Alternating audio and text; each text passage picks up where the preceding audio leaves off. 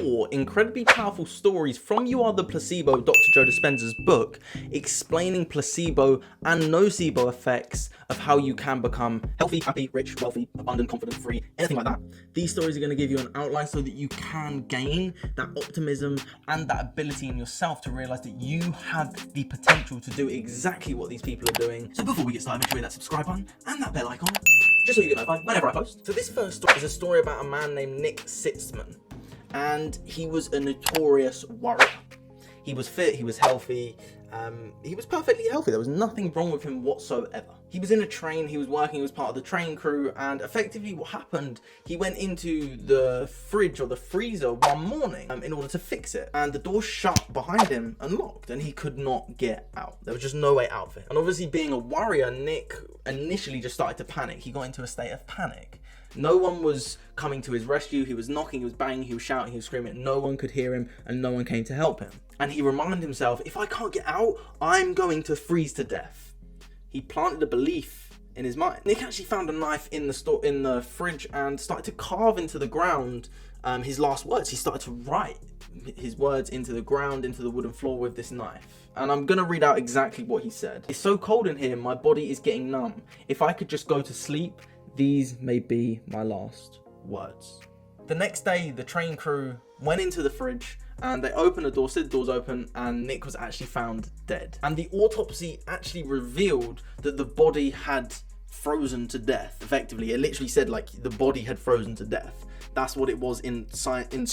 Science literally said he froze to death. But inside the fridge, the temperature was 55 degrees. So it's not actually possible for him to freeze to death because it wasn't cold enough. So if you can think yourself to death, can you think yourself to hell? That's something that I want you to understand while listening to every one of these stories. This one wasn't specifically in You Are the Placebo, but now I'm going to be explaining 3 other stories that are from You Are the Placebo so that you can get all the information so that you can make the decision to become the optimist in your life. So in a Japanese experiment in 1962, there were 13 kids taking part, all highly allergic to poison ivy. And if you don't know what poison ivy is, it's just that leaf that when you get it, it like comes up in a rash on your arm. And whenever they would, and I'm sure people all know what poison ivy is, but when they would touch poison ivy, they would come up in a rash. They had 2 different leaves. Now, every kid out of the 13 kids was rubbed with a normal leaf, not poison ivy, not poisonous, nothing. It was just a normal leaf on their arm. When they rubbed it on their arm, all 13, even though it was just a normal leaf, there was no poison ivy in it whatsoever, all 13 came up in a rash because they believed it was poison ivy. Therefore, their body reacted to poison ivy. Now, the interesting one was 11 out of 13 didn't come up in a rash when they were told that the poison ivy was a normal leaf. So they thought it was a normal leaf, but their arm still had the reaction of poison ivy. Now, obviously, that doesn't happen every time. But is that not something that blows your mind? When you're told something isn't something else, doesn't give you a rash, when it is actually the original substance that gives you a rash, it blows your mind. And these stories really do blow my mind because it just shows the power of thought alone. And that's what I really want to do with this YouTube channel, with all my social media, is to help you believe in your thoughts so that you can create the future that you deserve. The next story is a story of 10 men who volunteered who had osteoarthritis, which is an issue in their knee. They couldn't bend their knee and they didn't have full functionality of their knee. When they all went into the operating theatre, the doctor at the last moment would get a note to say which group they were in. So one group, which had 2 of the men in it, which was the actual surgery, which effectively what would happen is they would have the incision on their leg. The surgeon would go into the joint and they would clear out any of the fragments, the broken cartilage, anything that was in the knee, to then again make flexibility and make movement possible in the knee again. So all 10 of them would have the incision. Only 2 would have that specific surgery. 3 of them would have another type of, it's not really a surgery, but effectively what it's called is lavage. And this is where they pump high pressure water around the joints to remove any of the debris. So they're not actually scraping out, it's just water. So 2 for the normal surgery, 3 for that type of surgery, and 5 of them just had the incision. That was it. There was no surgery, but they believed because they saw the incision, oh, I must be part of the actual surgery. They just assumed that they were. All 10, after the surgery, well, some had the surgery, after the surgery for some of the men, they all reported much better mobility in their knee after the sham surgery, effectively. And this happened 6 months after. And even 6 years later, when 2 of the men who didn't have the surgery, just the incision, said that they still had better mobility and flexibility in their knee that they didn't actually do anything for. They just believed that they were having a surgery to help their knee. The belief then created their reality, which allowed them to realize, oh, I've had the surgery. So I can therefore move my knee. I have mobility in my knee again. So again, what this really goes to prove is that if you can think yourself to health, can you think yourself to wealth? Can you think yourself to happiness? Can you think yourself to sadness? I'm going to leave you to make up the decision with that and put it in the comments below. I'd be curious to know what you think. And the final and fourth story is a story of a man who was hexed or voodoo cursed by a witch doctor or a voodoo priest. Want for a better word. There was a very old frail man who was admitted to hospital. When he was admitted to hospital, they did scans, they checked him out. There was nothing wrong with him on these scans. So they couldn't quite work out what was going on. And obviously, as a patient, your doctor saying that is probably going to scare you to be like, well, what's going on? If there's nothing physically, what's wrong with him? His wife eventually pulled the doctor to one side and said he was actually hexed and cursed by a voodoo priest one night.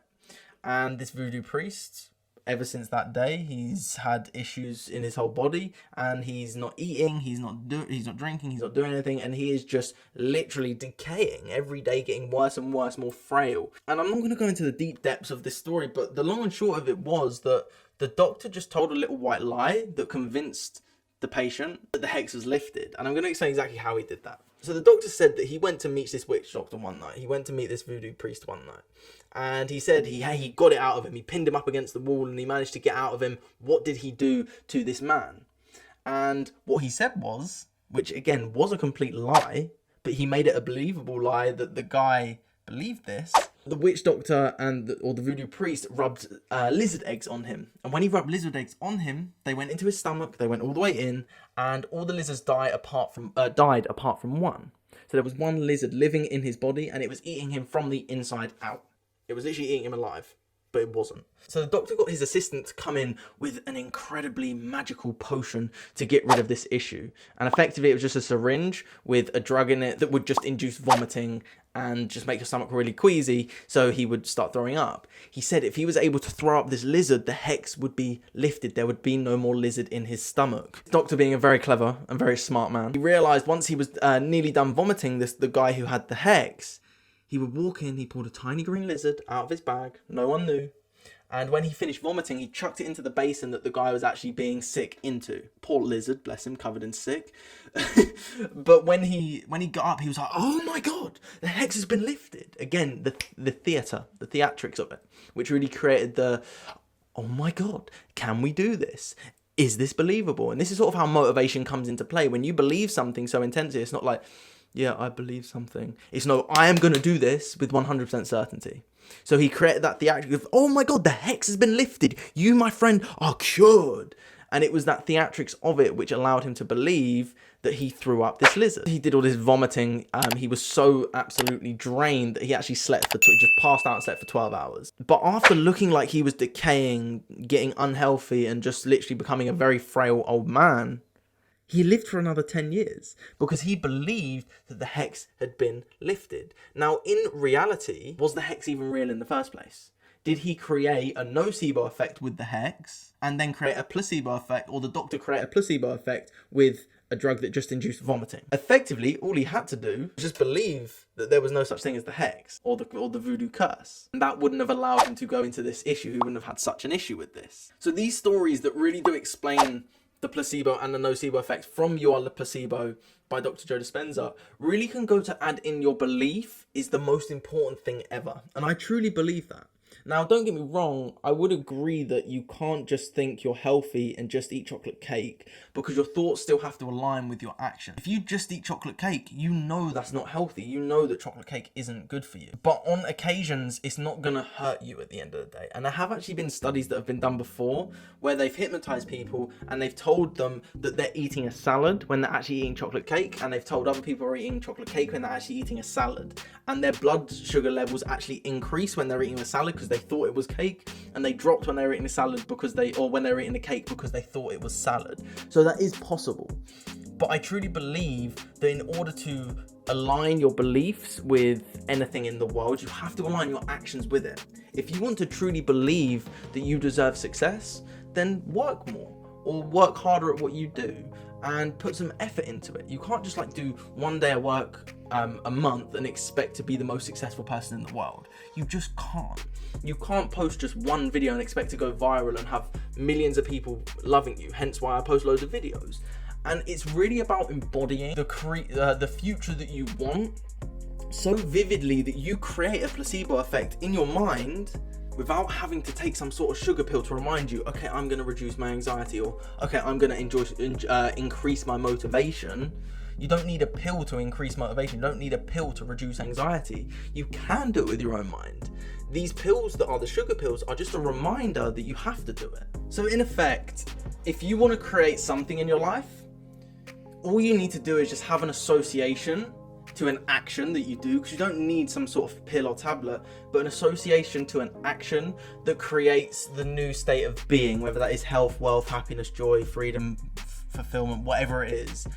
That's what I would recommend, and I really do hope you got that from this video. And also make sure you watch this video up here, because I'm explaining in this video how I actually created something negative happening. And I thought about it today.